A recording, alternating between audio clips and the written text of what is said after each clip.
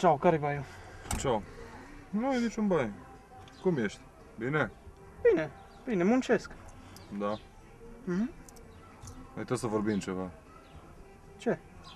Ar trebui să le dai mai scurte cu băiatul meu. Da, Tu știi că el își caută de lucru acum, nu?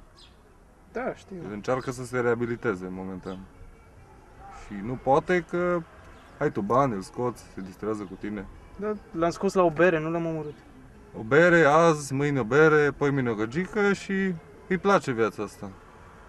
Decât să împartă pliante sau să facă alte chestii care nu-i plac. Ai mașină faină, găgicile trag la ea. Da, dar nu te gândi că poate scoate bani mai mulți așa. Ce bani să scoate? Eu nu-l vreau la pușcărie, îl vreau reabilitat. Am înțeles? Da, scuze. Nu mie cer, scuze să-i cer la Radu, nu mie.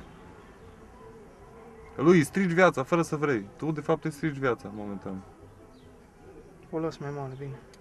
Te rog eu frumos, da? Am înțeles. Da, bine. Ciao. Ciao, ciao.